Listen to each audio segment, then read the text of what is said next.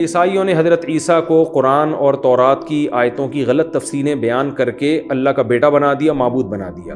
آپ بتائیے کیا آج بہت سے مسلمان یہ کام محمد الرسول اللہ صلی اللہ علیہ وسلم کے ساتھ نہیں کر رہے؟ قرآن کی آیتوں کو توڑ موڑ کے متشابہ آیتوں کا کبھی مفہوم بیان کبھی لے لیں گے اور کبھی کوئی حدیث لے لیں گے، اس کے ظاہر کو دیکھیں گے، تو وہ بھی یہی کام کر رہے ہیں جو عیسائیوں نے کیا تھا۔ ایک صاحب کہنے لگے، میں نے کہا کہ قرآن میں آتا ہے انما انا بشر مثلکم، کہ اے نبی آپ ان سے کہہ دیجئے میں تمہاری طرح کا بشر ہوں، انسان ہوں۔ تو ان کی جرت دیکھیں، وہ کہتے ہیں ان ما کا مطلب ہے ان کا معنی بے شک، ما کا مطلب نہیں، انا بشر مثلکم، بے شک نہیں ہوں میں بشر تمہاری طرح کا۔ اب آپ بتائیں کس قدر جرت اور دلیری کی بات ہے نا، قرآن کو کیسا غلط۔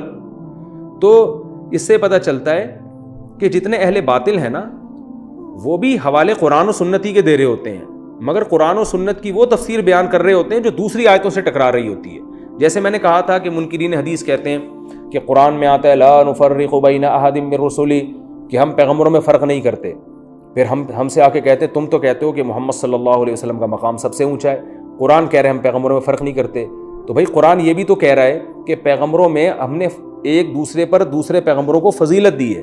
تو پتہ یہ چلا کہ اس آیت کا مطلب، فرق کرنے کا مطلب یہاں یہ نہیں ہے کہ فضیلت نہیں بیان کرتے، بلکہ مطلب یہ ہے کہ ایسا فرق کہ کسی پر ایمان لائیں ایمان نہ لائیں، یہ فرق نہیں کرتے، ایمان لانے اور نہ لانے میں فرق نہیں کرتے۔ تو آج ہر اہل باطل کا کام یہ ہوتا ہے کہ چند آیتوں کو لے لیا جاتا ہے اور دوسری آیتوں اور احادیث کا انکار کر دیا جاتا ہے۔ یہ کام اہل باطل بہت کر رہے ہیں، اور یہ فروعی مسائل میں بھی ہو رہا ہے یہ کام۔ فروعی مسائل میں آپ کو وہ حدیث تو پتہ ہے جس میں امام کے پیچھے فاتحہ پڑھنے کا حکم ہے، وہ حدیث نہیں پتہ جس میں امام کے پیچھے ہر طرح کی قراءت سے روکا گیا ہے۔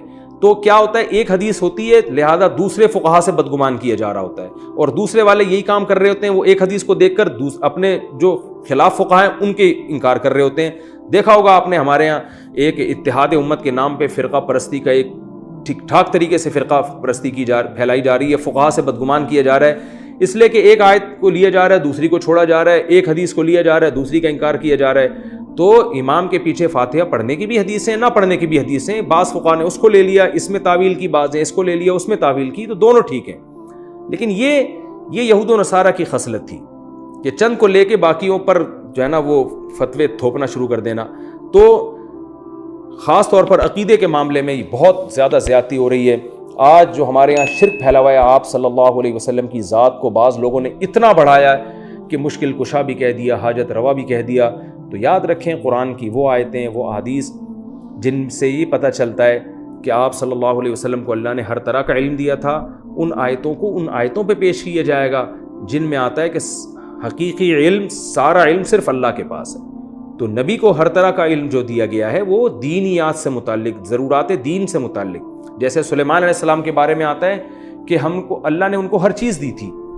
اب بعض لوگ یہاں بھی یہ کہتے ہیں سلیمان علیہ السلام کو جب ہر چیز مل سکتی ہے تو وہ جب مشکل کشا ہو سکتے ہیں تو محمد صلی اللہ علیہ وسلم کیوں نہیں ہو سکتے؟ تو بھائی ہر چیز پر قدرت صرف اللہ کو ہے۔ تو یہاں مفہوم یہ ہے کہ حکومت چلانے کے لیے جو بیسک اور بنیادی چیزیں ہوتی ہیں وہ تمام چیزیں اللہ نے سلیمان علیہ السلام کو بھی دی تھیں اور ملکہ سبا کو بھی دی تھی۔ تو اہل باطل کی عادت ہوتی ہے کہ متشابہ کے پیچھے لگتے ہیں اور محکمات کو چھوڑ دیتے ہیں۔ دوسرا علمی نقطے کی بات ہمیں یہ بھی پتہ چلتی ہے کہ قرآن نے یہ کہا ہے کہ راسخین فی العلم متشابہ کے پیچھے نہیں پڑتے۔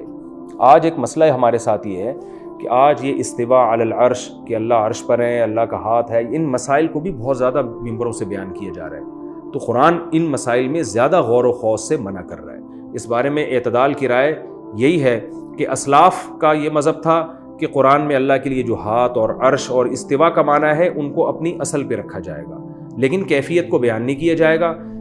جیسے امام مالک سے منقول ہے الاستواء معلوم، کہ استواء کا تو لفظی ترجمہ معلوم ہے کہ بھئی عرش پر بیٹھنا، مستوی ہونا، قرار پکڑنا، لیکن اس کی کیفیت کیا ہے یہ مجہول ہے۔ والسؤال عنہ بدعہ، اور اس طرح کی چیزوں میں بحث مباحثہ کرنا، تفتیش کرنا یہ بدعت ہے۔ یہ امام مالک کا قول ہے۔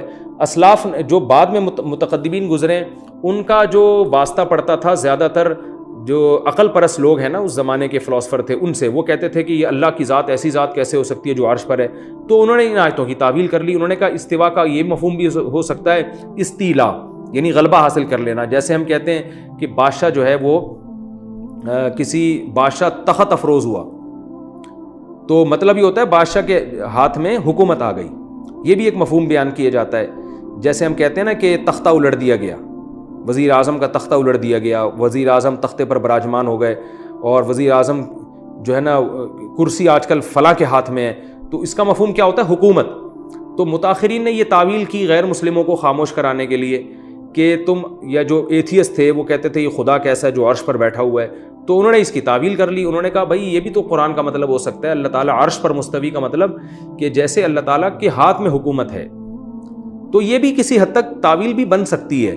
تو ہماری رائے میں جو پہلا قول ہے اسلاف کا وہ زیادہ جاندار ہے، نصوص کے زیادہ قریب ہے، لیکن دوسرے قول کو 100% گمراہی قرار دینا یہ بھی غلط ہے. تو اس بارے میں ضمنی اجمالی بات کی جائے گی، یقینی بات کوئی نہیں کر سکتا اس بارے میں.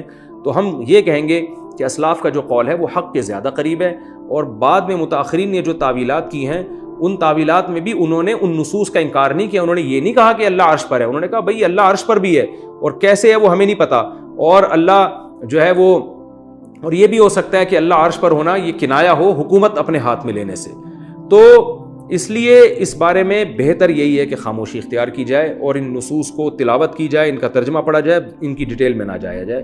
جیسے کہ قرآن کہہ رہا ہے کہ راسخین فی العلم بس اجمالی ایمان رکھتے ہیں، سب ہمارے رب کی طرف سے ہے اور ان کی زیادہ ڈیٹیل میں نہیں جاتے. اور اصل جو چیز فوکس کرنے کی ہے وہ یہ دعا کہ اللہ تو نے ہمیں جب ایمان کی توفیق دے دی تو ہمارے دلوں میں اب ٹیڑھا پن پیدا نہ کر. علماء سے ہم نے سنا ہے کہ جو مسلمان بھی روزانہ اس دعا کا معمول بنائے گا اللہ کی رحمت سے انشاءاللہ امید ہے کہ اس کا خاتمہ ایمان پر ہوگا، کیونکہ اللہ نے ہمیں یہ دعا سکھائی ہے اور مانگنے کی ترغیب دی ہے. ظاہر ہے تبھی تو اللہ نے اپنے الفاظ میں ہمیں بتایا کہ یوں مانگا کرو، اس لیے کہ اللہ اس دعا کو قبول کرنا چاہتا ہے. تو جن لوگوں کو بھی یہ شبہ رہتا ہے کہ پتہ نہیں ہماری موت ایمان پر ہوگی نہیں ہوگی، اسلام سے ایسا نہ ہو ہم پھر جائیں، تو شبہ بلکہ نہ بھی رہتا ہو تو یہ دعا کا معمول بنانا چاہیے کہ ربنا لا تزغ قلوبنا، اللہ بس ہمیں جب تو نے ایک دفعہ اسلام کی ہدایت دے دی اب یہاں سے ہٹانا نہیں، ہمیں کوئی ایسی طاقت نہ ہو جو ہمیں یہاں سے ہٹا سکے. اللہ تعالیٰ سے دعا ہے اللہ ہمیں ایمان پر قائم رکھے اور خاتمہ بالخیر ہمارا مقدر کر دے. وما